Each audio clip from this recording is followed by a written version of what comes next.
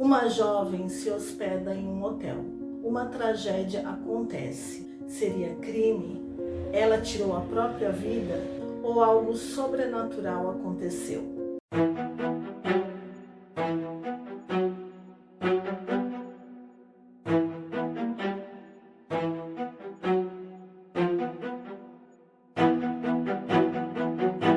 Oi pessoal, tudo bem? Eu sou a Patrícia Muleiro e hoje nós vamos falar sobre o Hotel Cecil, ou Cecil, mais uma brasileira aqui, então eu vou falar Cecil, tá bom? Ele fica situado no centro de Los Angeles, na Califórnia, e esse hotel ele foi inaugurado na década de 1920. De início, ele seria destinado a turistas, né? E a pessoas que estivessem na cidade, a negócios. Esse hotel, ele possui 15 andares com 700 quartos. O Hotel Cecil acabou passando pela Grande Depressão e foram anos de muita crise econômica. Para não ficar no prejuízo total, eles começaram a alugar mensalmente alguns quartos. Eles dividiram algumas moradias mensais e deixaram uma outra parte para quartos de hóspedes. Só que esses quartos eram muito baratos, custavam cerca de 15 a 20 dólares por noite, ou a pessoa podia alugar e morar lá. Eu não sei se vocês já ouviram falar, mas em Los Angeles tem uma área que se chama Skid Row, que seria mais ou menos como a Cracolândia aqui em São Paulo. Então aquele hotel abrigava de tudo, desde usuários de ilícitos até mulheres de programa e inclusive serial killers. Sim, passaram alguns ao longo da história do hotel. Importante frisar também que por lá aconteceram vários crimes, algumas pessoas que atentaram contra sua própria vida e também teve muita violência. Ou seja, o histórico do hotel era um pouco pesado.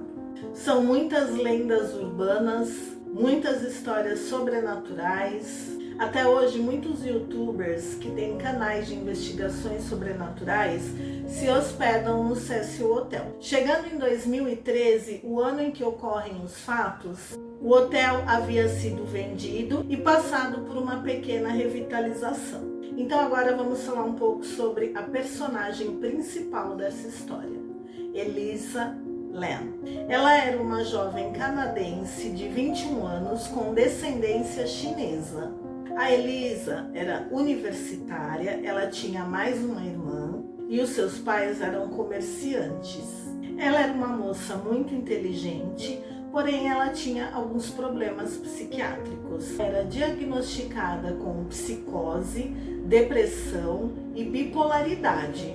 Porém, ela fazia acompanhamento psiquiátrico e fazia uso de medicamentos controlados. Os pais da Elisa eram muito cuidadosos e muito preocupados com a filha. Só que chegou o período de férias da faculdade e ela queria viajar, conhecer um outro país. Os pais dela, de início, não aceitaram, mas Elisa foi conversando, foi convencendo os pais e eles acabaram autorizando.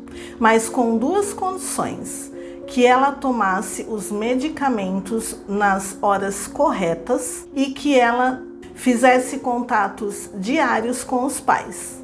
A jovem aceitou, preparou tudo e foi viajar. Como ela não dispunha de muito dinheiro, ela acabou procurando por hospedagens mais baratas e acabou encontrando o Cecil Hotel. No dia 28 de janeiro, ela fez o check-in. De início, ela ficou num quarto compartilhado com mais duas moças. Só que no dia seguinte, as hóspedes foram até a recepção e reclamaram do comportamento estranho da Elisa.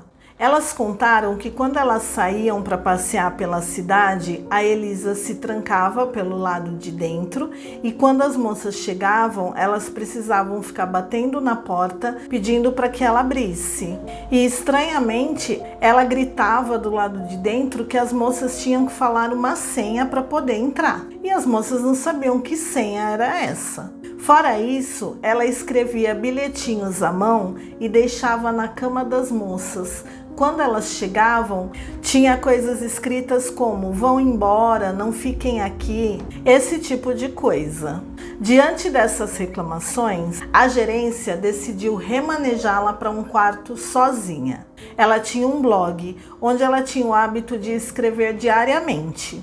Nesse blog, ela compartilhava pensamentos, frases, poemas. A Elisa alternava momentos de extrema felicidade e euforia com momentos de muita tristeza e desânimo. E ela fazia desse blog uma ferramenta onde ela registrava todas as suas emoções. A jovem saiu algumas vezes, andou pelas ruas ao redor, porém, alguns dias da chegada de Elisa a Los Angeles, o contato com os pais foi interrompido, o que os deixou muito preocupados.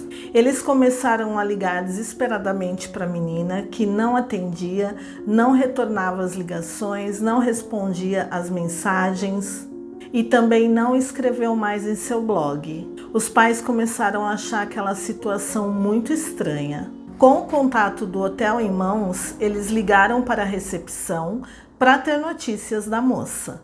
Os funcionários foram até o quarto dela para verificar. O quarto estava trancado por fora, eles abriram e todos os pertences dela estavam lá, inclusive o notebook e os documentos. A gerente disse que talvez nada de mais sério tivesse acontecido, mas os pais ficaram desconfiados. Meu pai do céu! Mas como era um hotel muito grande, com grande circulação de pessoas, ela nem se lembrava muito de ver a moça por ali. A única lembrança que ela tinha é de um fato que ocorreu um pouco estranho. Alguns dias antes, Elisa havia passado pela recepção, parado no meio do saguão, aberto os braços e gritar que ela era louca como a cidade de Los Angeles. A gerente não se importou muito porque, afinal, os hóspedes daquele hotel eram meio peculiares, digamos assim, Só que os pais não compraram essa história e entraram em contato com a polícia. Eles desconfiavam que a jovem talvez tivesse saído para dar uma volta por ali e tivesse sido sequestrada ou passado mal, tivesse sido roubada ou qualquer coisa do tipo. Só que os policiais andaram pelas ruas ao redor do hotel com fotos da Elisa, porém ninguém a viu por ali. Foi quando os investigadores pediram todas as imagens disponíveis daqueles dias. É claro, por ser um hotel tão grande e tão antigo, apesar da revitalização que foi feita, ele não possuía câmeras em todos os corredores, escadas, em todos os ambientes do hotel. E em vários dos locais em que tinha câmera não estava funcionando. Mas eles conseguiram uma imagem de cerca de 4 minutos de dentro de um elevador. E então, no dia 31 de janeiro, Elisa foi vista entrando no elevador, apertando vários botões de vários andares ao mesmo tempo, o que demonstra que ela não tinha um destino certo para ir. Ela espera o elevador fechar as portas, só que como ela havia apertado vários andares ao mesmo tempo, o elevador não fechou a porta. Inclusive porque embaixo dos andares, naquela mesma fileira, ela apertou um botão de emergência, onde a porta ficaria alguns minutos aberta sem fechar. Logo após, Elisa dá uma espiadinha no corredor, olhando para a direita, entra novamente no elevador. Como se estivesse se escondendo de alguém, ela fica encolhida num canto e sai novamente. Ela olha para o corredor e ela tem algumas atitudes estranhas, como de quem está conversando com outra pessoa no corredor, que talvez estivesse fora do perímetro das câmeras. É quando ela começa a gesticular, fazer movimentos estranhos com as mãos, sai para a esquerda do corredor. E após alguns minutos que ela sai, a porta se fecha e o elevador começa a funcionar normalmente. A partir desse momento, Elisa não foi mais vista. A polícia disse que investigou o hotel inteiro, inclusive os 700 quartos, com cães farejadores. Então, no dia 19 de dezembro, 18 dias após o desaparecimento de Elisa, a história já havia ganho grande repercussão, tanto nas redes sociais como na mídia. Foi quando alguns hóspedes começaram a ligar para a gerente reclamando da água. Eles diziam que a pressão estava muito baixa, que quando abriam as torneiras a água demorava muito para sair e que quando saía era fraca e com uma cor muito escura, quase uma cor de café, que o cheiro era muito forte e o sabor muito ruim. Como alguns quartos começaram a ligar um atrás do outro, a gerente pediu para um dos empregados da manutenção subir na caixa d'água para dar uma olhadinha se havia algum problema. O hotel possuía 4 tanques de reservatório de água com 2,5 metros de altura cada um. Para ter acesso a essa cobertura onde ficavam as caixas d'água, era preciso ir de elevador até o 15º andar, descer, ir pelo corredor até uma outra escada, até o piso superior, onde tinha uma porta de ferro que só quem trabalhava no hotel é quem tinha acesso. Caso alguma outra pessoa tentasse destravar a porta, soava um alarme na recepção. Então o funcionário subiu, foi até essa cobertura e foi olhar todos os reservatórios. Quando ele chegou em um deles, abriu a tampa e olhou lá dentro, ele se deparou com o corpo nu de Elisa boiando na água. As roupas e sapatos de Elisa também estavam na água. Imediatamente eles chamaram a polícia. As emissoras de TV correram para a porta do hotel. A partir daí, tudo virou um grande caos. E surgiram muitas perguntas. Os tanques não tinham escadas de acesso. O funcionário teve que levar uma escada junto com ele para poder subir até o topo. A portinhola do reservatório pesava em média uns 10 quilos. Elisa era uma menina baixa e franzina. Como ela conseguiu abrir a tampa, pular na água e fechar pelo lado de dentro? Será que alguém tirou a sua vida e a levou até lá? Mas como essa pessoa conseguiu chegar até lá carregando uma pessoa sem vida nos braços? Ela não gritou, não pediu ajuda? Ela foi assediada por alguém nos corredores do hotel? Todos aguardavam a perícia no corpo. Porém, quando o laudo saiu, ficaram mais perguntas do que respostas. No corpo da moça não haviam substâncias ilícitas e uma taxa baixíssima dos medicamentos que ela tomava. O que conclui-se que Elisa havia interrompido o tratamento. Após um grande burburinho, em meio a muitas polêmicas, a polícia, enfim, encerrou o caso. Só que foi uma confusão total, porque primeiro o resultado das investigações foi que ela havia se afogado em uma morte suspeita, depois que ela havia tirado a própria vida e por último que ela se afogou acidentalmente. E foi isso que ficou registrado em seu atestado de óbito: morte por afogamento acidental. Mas muita gente discordou e então surgiram várias teorias ao redor desse assunto. Eu vou falar algumas teorias para vocês e depois no final eu digo, na minha opinião, qual a teoria mais lógica. O hotel possuía escadas de emergência do lado de fora do prédio. Elisa pode ter saído por alguma janela e acessado aquelas escadas. Ela subiu um lance e conseguiu facilmente chegar até lá em cima. Ela não estava tomando os medicamentos, então provavelmente ela estava sujeita a ter alguma alucinação ou algum surto psicótico. Se foi isso, ela poderia estar se sentindo perseguida por alguém. Lá na cobertura tinha tipo uma casinha e do outro lado tinha uma escada que dava acesso até o teto desse cômodo.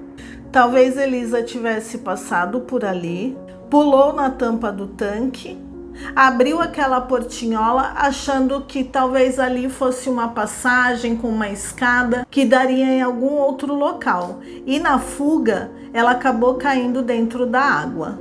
O motivo de estar nua talvez se devesse ao fato de, na hora do desespero, ela talvez tentar arrancar as roupas para conseguir boiar mais facilmente e tentar abrir a porta.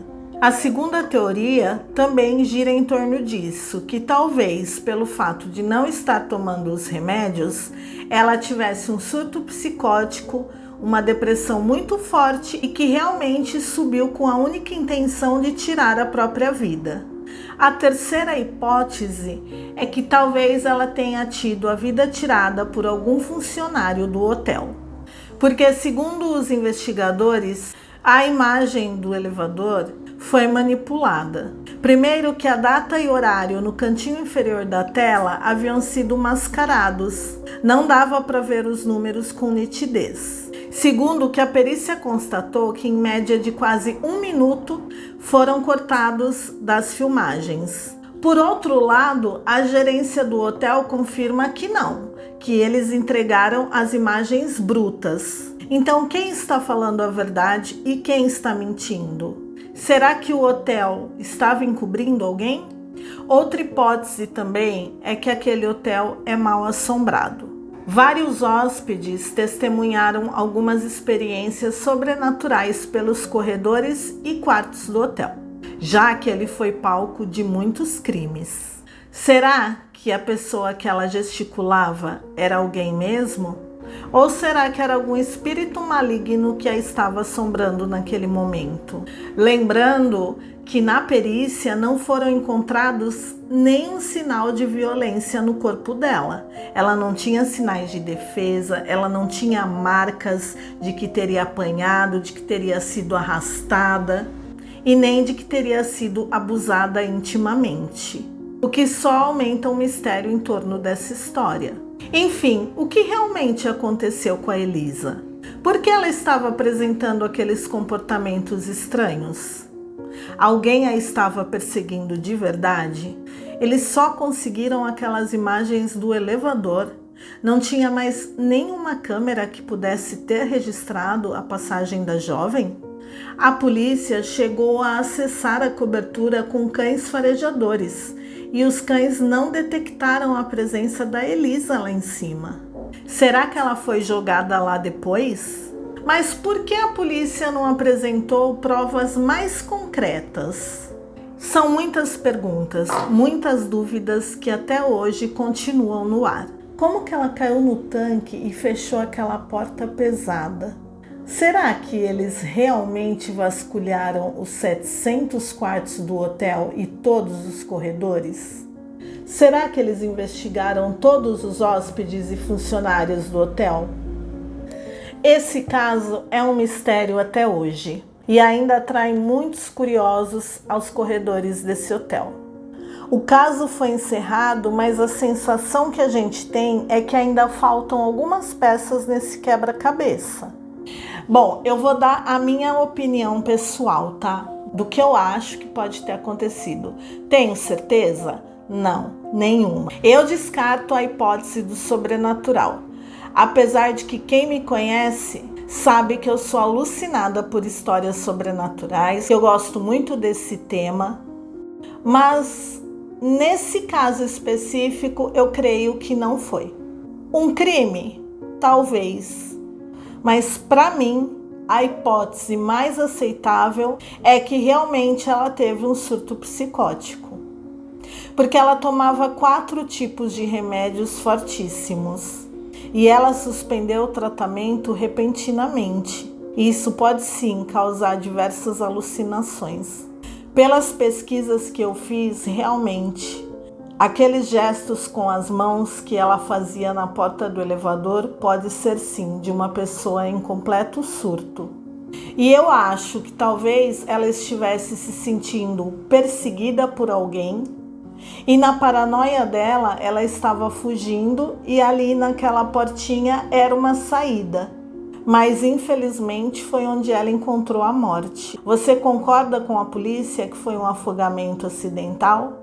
Você concorda com a minha teoria? Ou você tem uma outra opinião sobre isso? Fala para mim nos comentários, eu quero saber. Muito obrigado por todos que ficaram comigo até agora.